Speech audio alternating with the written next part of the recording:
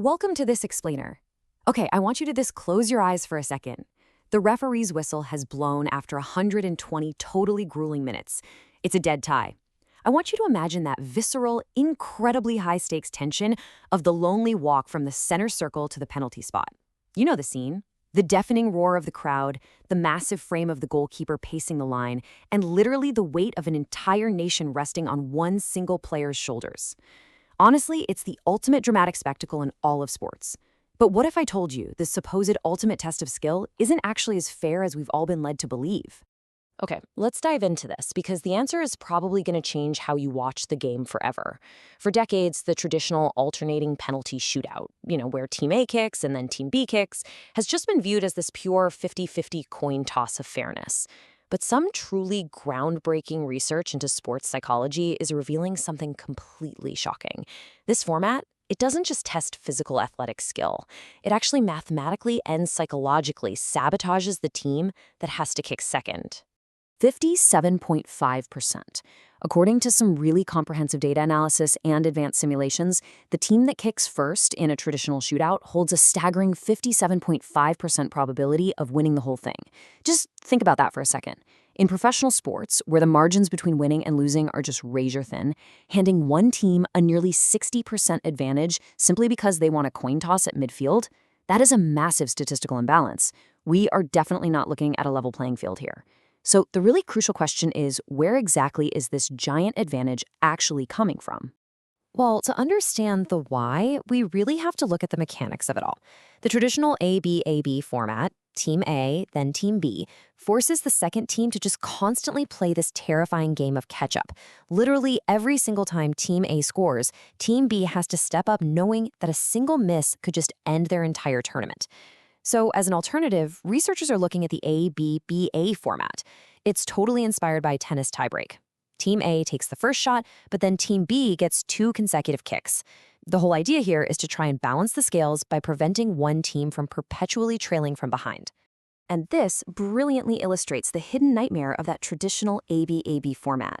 When you map out the timeline for Team 2, it shows how that alternating sequence shifts the shootout from a test of athletic prowess into just brutal psychological survival. As the shootout progresses, the players start getting infected by these hidden cognitive biases, basically unconscious errors in our thinking that totally destroy rationality under pressure. Let's break down exactly what these psychological monsters are. The very first major bias to strike is called loss aversion. So imagine you're a player too. The first kicker from the opposing team just absolutely buried the ball in the top corner. As you step up, you aren't thinking about the glory of scoring a great goal. Your brain has essentially been hijacked by this terrifying fear of falling behind. And this heightened fear of loss causes a player to subconsciously alter their technique. They end up taking this really conservative, overly cautious shot just to make absolute sure it's on target. The problem there, safe, predictable shots are exactly what world-class goalkeepers feast on. Next up, we have social comparison bias. In that A-B-A-B format, you are constantly comparing yourself to the person who went right before you. If the opponent just scored a beautiful goal, you're going to feel an immense spike in anxiety because you feel like you have to match their perfection. But on the flip side, if they totally blasted it over the crossbar, you might feel a sudden rush of overconfidence. And that leads to dangerous complacency, completely broken focus, and, very often, a totally missed penalty. And it gets worse. As we get deeper into the shootout, players fall incredibly hard for the gambler's fallacy. Look, we've all been there, right? Yelling at the TV, saying he's due for a goal. It's this irrational belief that previous kicks somehow influence entirely independent events. A player might be standing there thinking, okay, the goalie dove left 3 times in a row, he absolutely has to dive right this time. That completely shatters any rational decision-making, leading to panicked choices that are based purely on the ghosts of previous kicks. Putting it all together, we really start to see an escalating toll on the human brain. In round 1, maybe it's just slight overconfidence. But by round 3, confirmation bias forces this intense pressure to perfectly replicate a teammate's successful shot.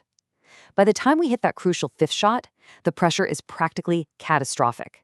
A player whose baseline success rate is normally, say, 70% can see their actual chances plummet all the way down to 40% simply because their brain is just completely exhausted by the stress.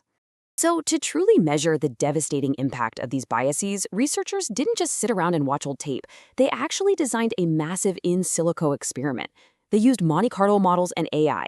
specifically ChatGPT 4o, to simulate 10,000 penalty shootouts. And the crazy thing is, in this simulation, they didn't just calculate basic goals and misses. The AI dynamically applied these specific cognitive biases, like loss aversion and social comparison, to the simulated players shot by shot, dynamically lowering their probability of scoring based on the immense pressure of that specific moment.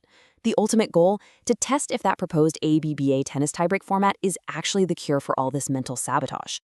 Let's move to and see how this builds. Because when we actually map out the proposed ABBA format, the dynamic definitely shifts.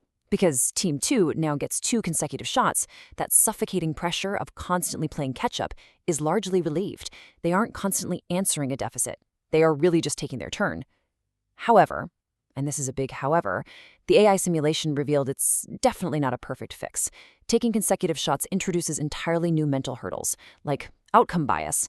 Player 3 might end up being way too heavily influenced by whether or not their own teammate just scored seconds prior. And the plot thickens for the team that kicked first.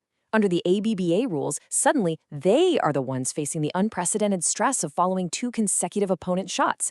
Think about it. If Team 2 scores both of their back-to-back kicks, Team 1 is plunged straight into regret aversion and severe social comparison biases. The pressure doesn't just magically disappear in the ABBA format. The psychological burden is really just being redistributed across the pitch. So, what was the grand climax of 10,000 dynamically modeled simulations? Well, the traditional format gives the first team a 57.5% win probability. Under the new ABBA format, that advantage drops to 55%.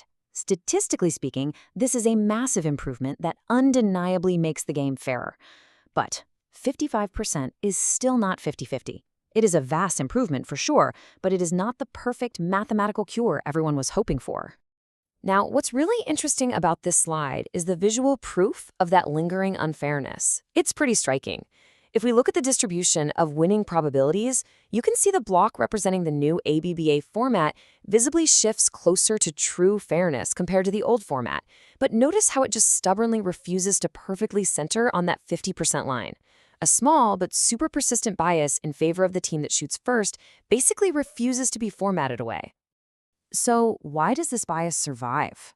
Well, the answer really lies in the fundamental nature of the sports themselves. You see, the ABBA format works flawlessly in a tennis tiebreak because tennis is a game of continuous flow. The momentum shifts rapidly, and players are highly conditioned to serve under pressure over and over again. But soccer penalty kicks? They are totally different beasts. They are uniquely isolated, agonizingly slow, extremely high-pressure events. You have this incredibly long walk, a long wait, and then a solitary moment of action.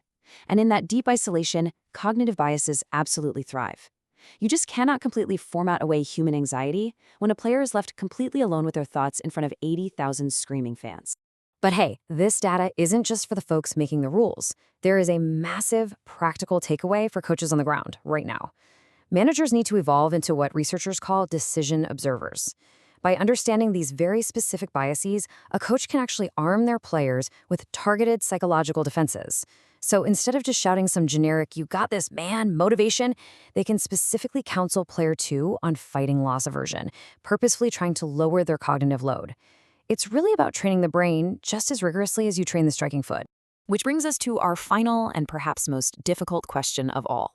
We now have concrete scientific evidence that the traditional shootout is basically a psychological minefield that mathematically sabotages half the teams that participate. And we know for a fact the ABBA format is significantly fairer. But the traditional shootout is also arguably the most dramatic, heart-stopping tradition in the beautiful game. So I'm going to leave you with this. Is the cold, hard science of cognitive sabotage reason enough to permanently rewrite history? Should sports prioritize absolute mathematical fairness or the beloved, flawed traditions that make us all hold our breath? Something to chew on. Thanks so much for joining me on this explainer, and I'll catch you next time.